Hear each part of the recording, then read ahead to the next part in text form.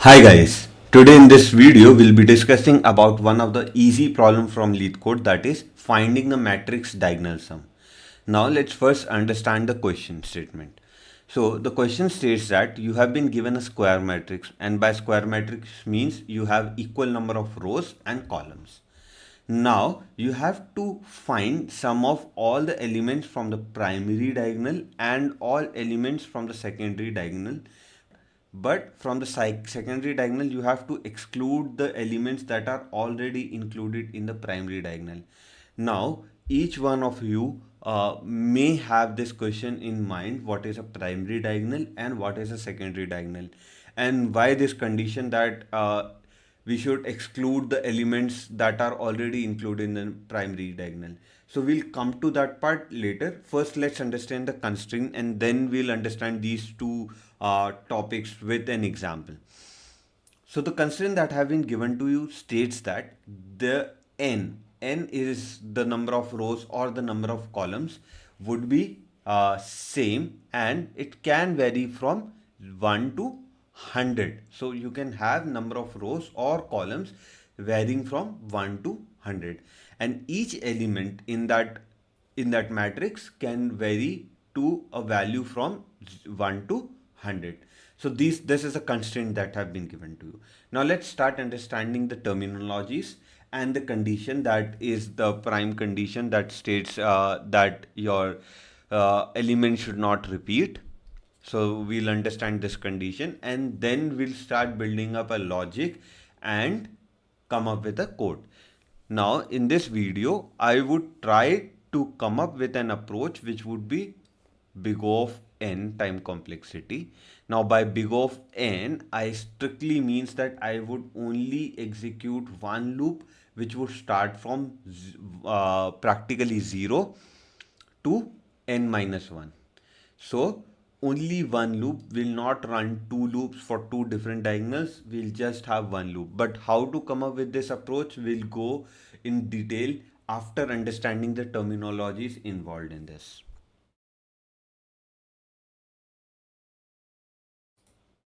So now I have two examples for you with different value of n. So one is n value of 5 and one is n value of 6. And these two are specific different cases which would help you to understand this condition in detail. Now, so the first question, that is, what is a primary diagonal? Primary diagonal is nothing but the diagonal that starts from 0 comma 0, that's the first element of your square matrix, and ends up to the last element of your matrix. This is the primary diagonal. Okay, and if you see it in this, when you have n is equal to 6, that is even, so you can see clearly that it is 15, then 22, 29, and then 36. This is my primary diagonal. Now what is a secondary diagonal? Secondary diagonal is the one that starts from the right top corner. Now right top corner in my first example is this element, that is 5. So that means my secondary diagonal is 5, 9, 13, 17 and 21. So this is my secondary diagonal. Now if you see in example where I have n is equal to 6, that is even number of rows and columns. So if you see the diagonal, that the secondary diagonal is 6, 11, 16, 21, 26 and 21, 31. So this is my secondary diagonal when my cases is rows and columns are even. Now the condition that is mentioned over here, if you closely observe, when I have the number of rows and columns as odd, the centermost element, if you see this 13, is coming in both of these diagonal. So that is why the condition was saying that you don't have to include those elements from the secondary diagonal that are already included in the primary diagonal. That means you don't have to include this 13 two times. Either you should consider this in the primary diagonal or consider this in a secondary diagonal. That's totally up to you. But it is totally different when your n is even. So when your n is even, you don't have any element that comes as common element. If you see over here on the primary diagonal, you have elements that are 1, 8, 15, 22, 27, 36. Correct. Then this is 29, sorry. And then on the secondary diagonal, it is 5, 11, 16, 21. This is 26, then 31. So there is no common element there. So you don't have to worry about this condition for n is even. So this is the condition that they wanted to specify there. Okay. Now how to come up with an approach, or what would be your brute force approach? Now, first thing, before coming up with an approach, first let's do the maths. First, let's understand what is the relationship in the primary diagonal of my I and j. Now, by I mean the row and the column index.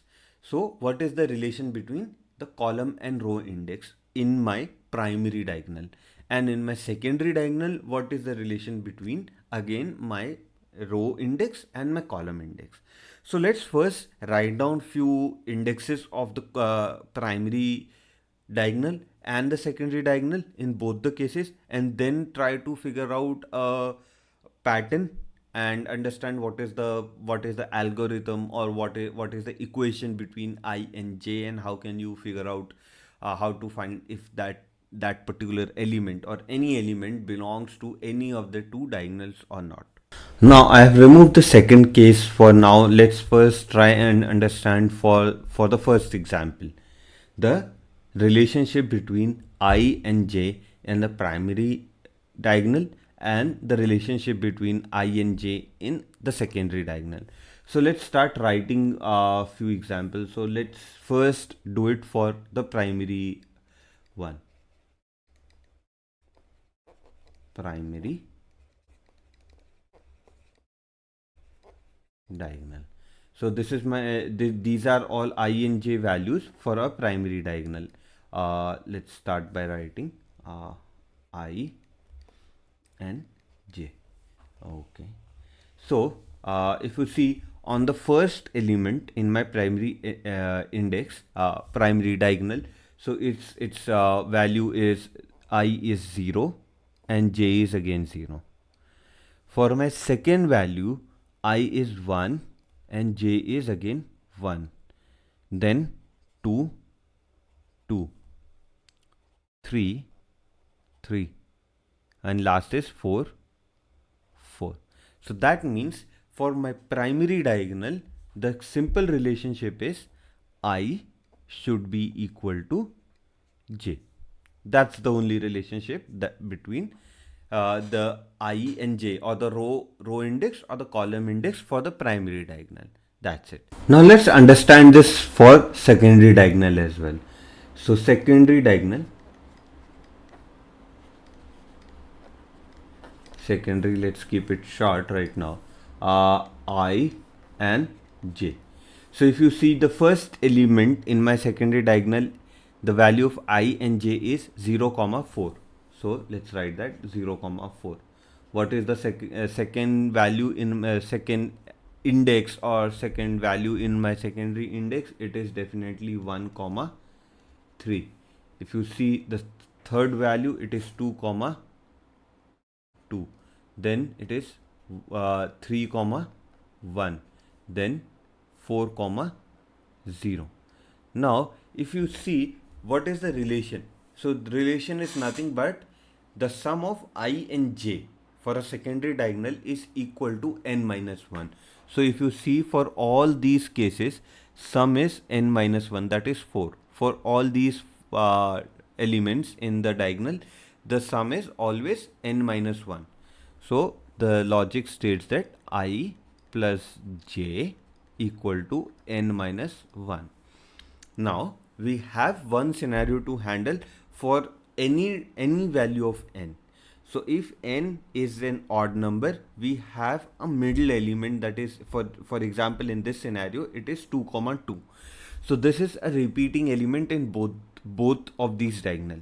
So we can take care of that once the complete sum is being calculated, and we can just remove the middlemost element from the total sum in case if the n value is odd.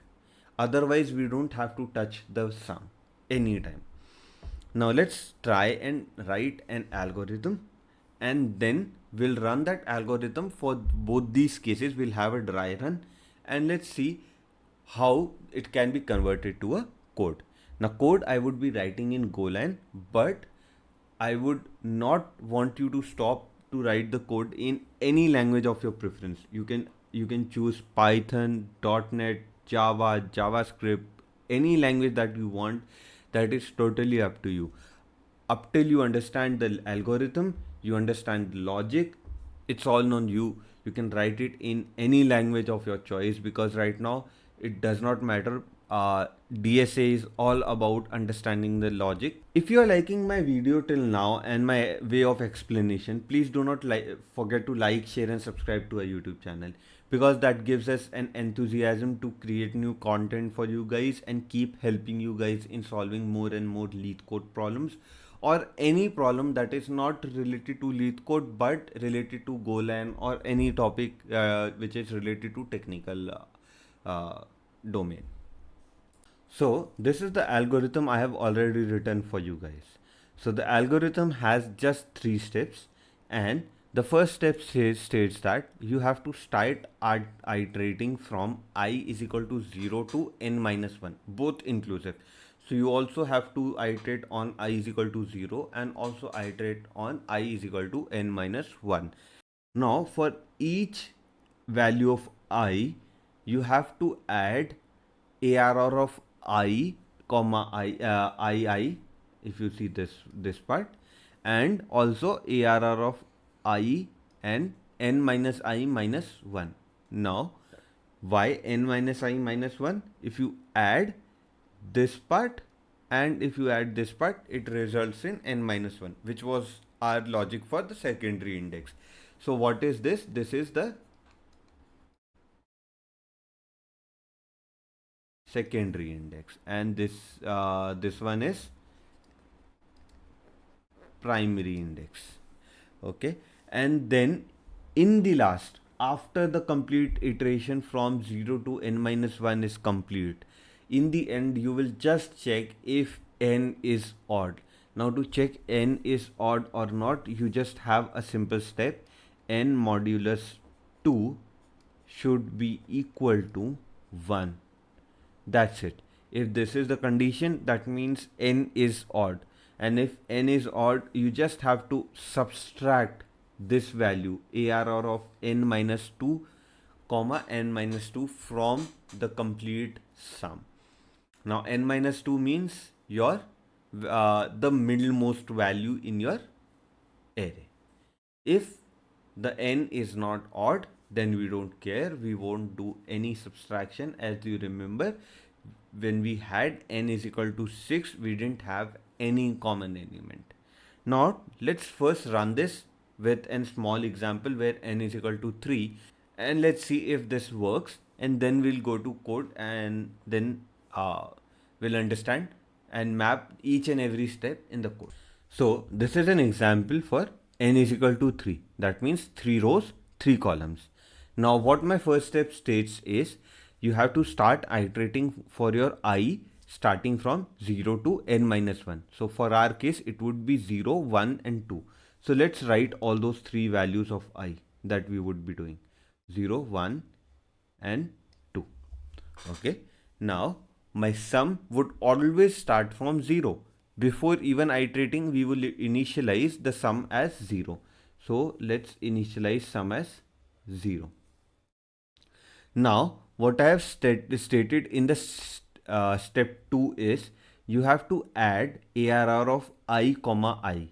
Now for my first iteration, I is 0. So I 0 comma 0, that means 1, plus you also have to add ARR of 0 comma, so let's write this over here. It would be ARR array 0, n is your 3, 3 minus 0 minus 1, that is 2. So this part would become 2. So ARR of 2. So this, let's shorten this up and let's write this as 2. Now what is ARR of 0 comma 2? So let's write all the indexes just to be very clear of things over there, 0, 1 and 2. So ARR of 0 comma 2 is your 3. So let's also remove this and write 3 over here. So final sum is 4.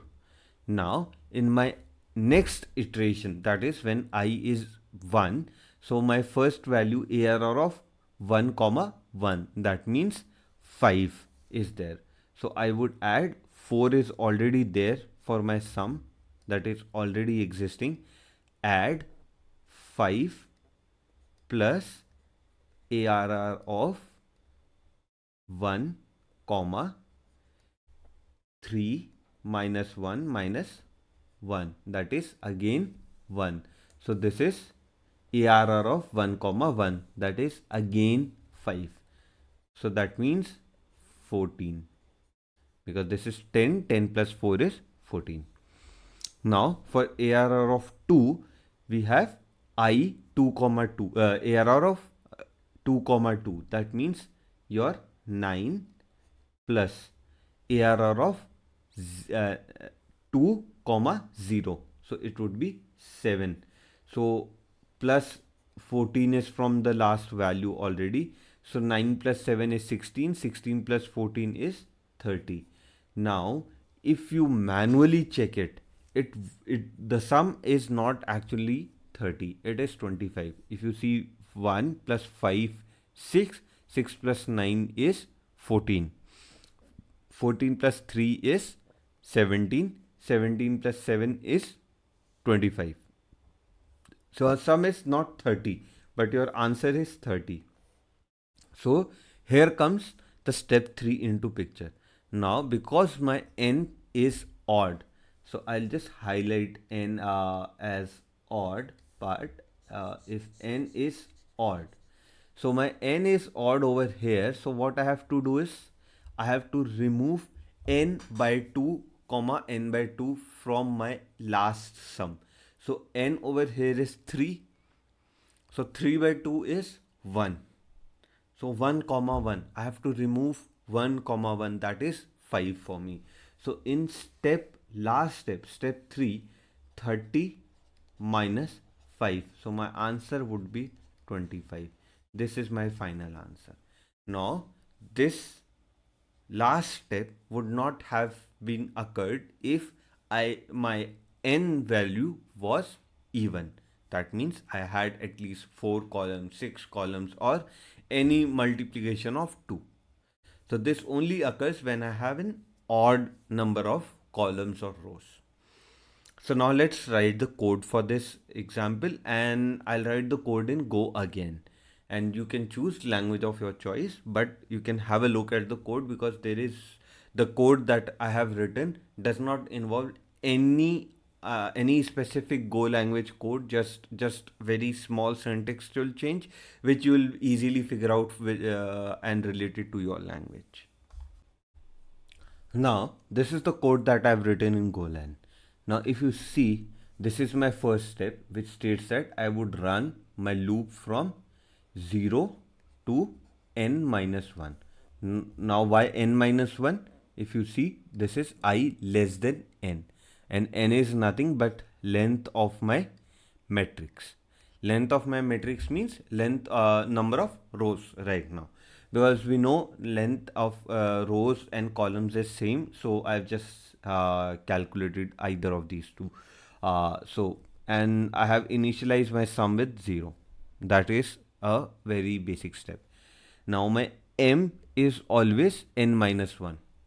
Now this is just for easy calculation of my secondary diagonal. Now this is my step 1, where I am iterating. Step 1, iterating from I is equal to 0 to n minus 1.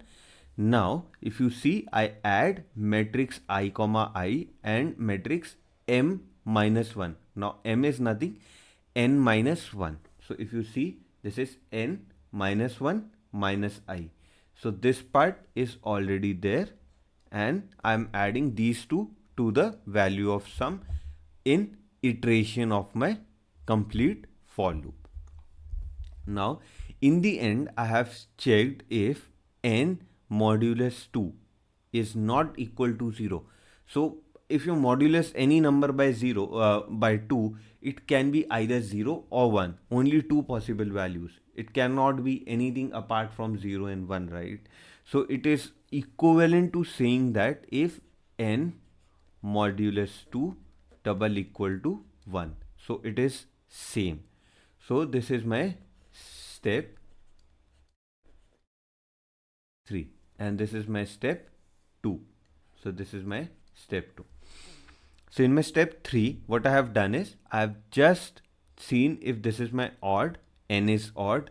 So I have calculated in n x value, that is n by 2, and I have just removed that from the total sum. So matrix x comma x is removed. Now you could have used over here n by 2 and n by 2. That won't have made any difference to your time complexity, but I have made this just to make the code look little simpler. Now what is the time complexity of the code?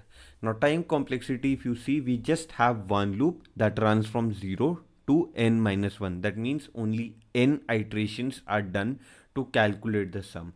So my time complexity of the code becomes big O of n.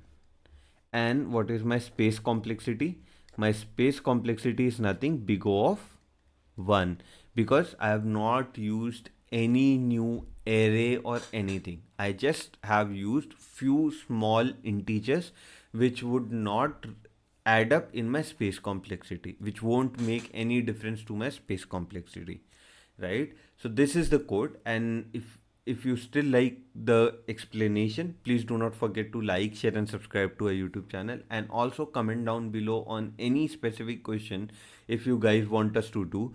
We'll make sure to make a explanation video of that question as well for you and help you guys in solving the question as soon as possible. So that's it for this video today, and in case you liked the video and it was helpful for you, please do not forget to like, share and subscribe to our YouTube channel. Also comment down below in case you want any particular question from Leetcode or Geeks for Geeks to be solved by us on Golang, or any other topics that you want us to cover for you guys using Golang. So go ahead and comment down below as much as you want, any topic on Golang, using Golang. We appreciate you guys to do that.